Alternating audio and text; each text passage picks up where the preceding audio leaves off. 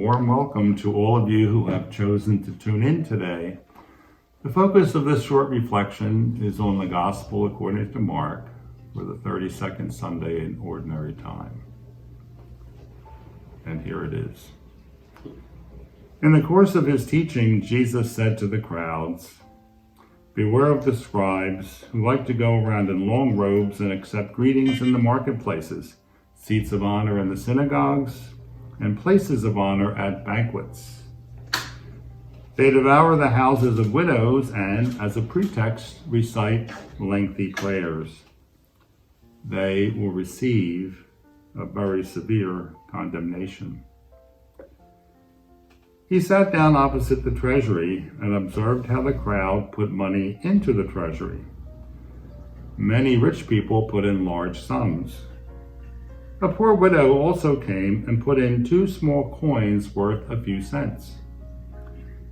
Calling his disciples to himself, he said to them, "Amen, I say to you, this poor widow put in more than all the other contributors to the treasury. For they have all contributed from their surplus wealth, but she, from her poverty, has contributed all she had, her whole livelihood." In the gospel readings in recent weeks, we heard how Jesus challenged his disciples with radical ideas involving servant and service, suffering and sacrifice. For example, Jesus told them, "If anyone wishes to be first, he shall be the last and the servant of all." They had great difficulty understanding this, let alone accepting it. Last week, the 2 great commandments to love God with our whole being and to love our neighbor as ourselves were added to the list of radical ideas. This gospel for the 32nd Sunday in Ordinary Time has 2 parts. In them, the actions of scribes and a poor widow are contrasted. The scribes, they were interpreters of the Old Testament law, the ancient Jewish version of lawyers. Scribes were known to search for honor and prestige. The kind of scribes described in this gospel are ostentatious and hypocritical. As such, they are the opposite of what Jesus wants his followers to be.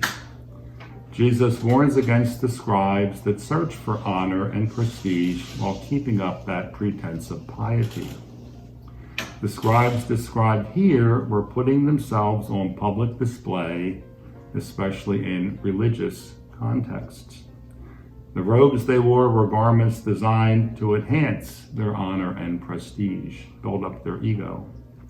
As lawyers, scribes could serve as trustees of a widow's estate. A common way to earn and receive their fee was to get a share of the estate. Those with a reputation for piety had an especially good chance of participating in this process and probably would have made more money. When it came to supporting the temple, though, they were content to give God some of their overflow after having already provided sufficiently for themselves and impressing others as well.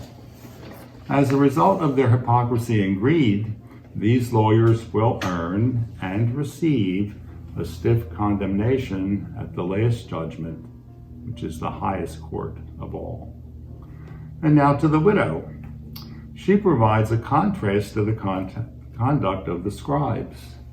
As a poor widow, I really doubt that she wore long robes, accepted greetings at the marketplaces, seats of honor in synagogues, and places of honor at banquets.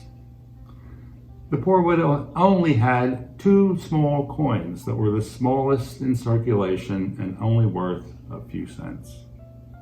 But she contributed all that she had, her whole livelihood, and by doing so, the widow made a real sacrifice to support the temple, a real sacrificial gift. Jesus points out that even though the widow put in 2 small coins, that was more than all the other contributors to the treasury.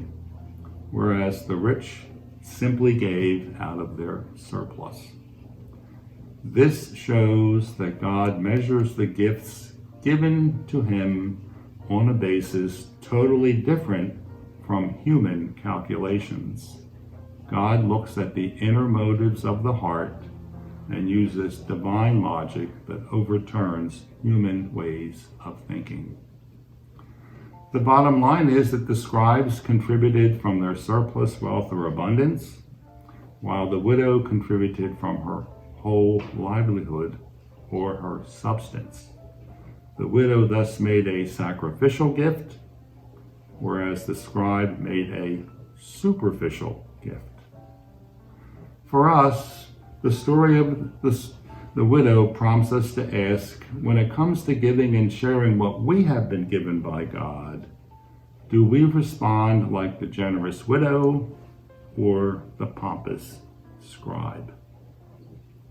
Do we show sacrifice by our giving and give from our substance and not from our abundance? In other words, do we tend to focus on our own needs first and then share the leftover time, money, and other things we don't really want or need with others? This is an important question and one that no one else can answer for us.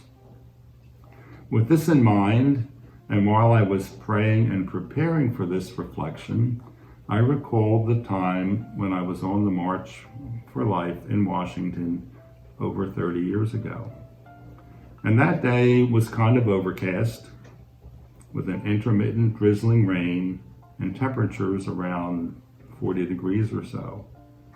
A raw kind of day. We passed a man who was just sitting on the curb. I'm not sure he was even paying attention to those that were passing by. I noticed him only because I saw someone else who was on the march stop and give this man his jacket and umbrella and keep walking. The man sitting on the curb seemed to appreciate this random act of kindness, while the man who gave up his jacket and umbrella probably felt the rawness and wetness of the day much more so afterwards.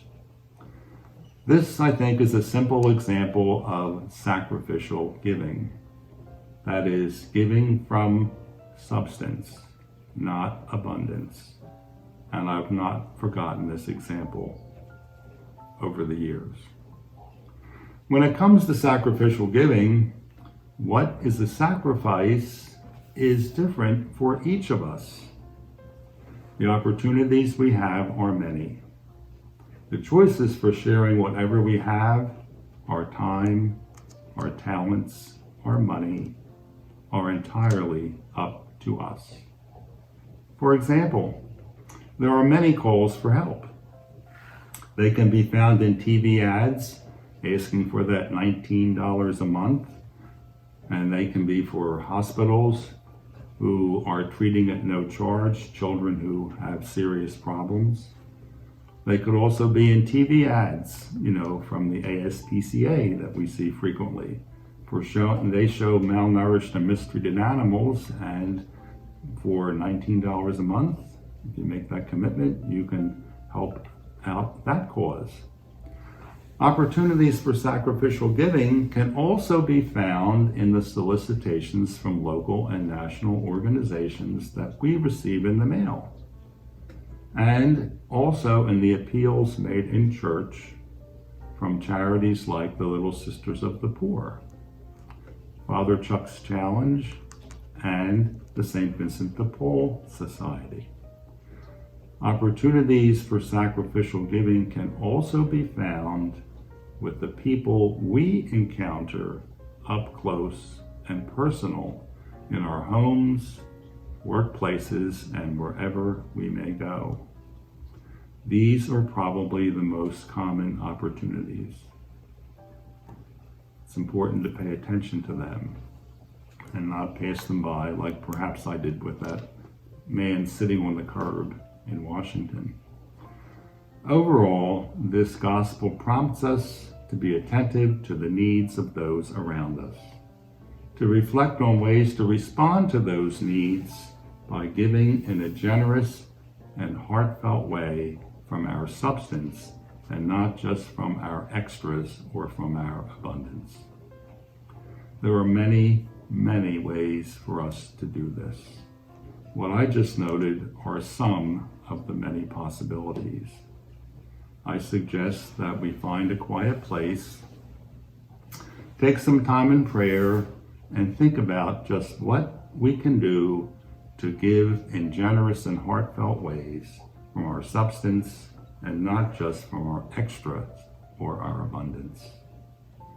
And then after we've come to the decision of what we can do, let us act with love and heartfelt generosity. And may God bless each one of our efforts because they truly will be pleasing to Him.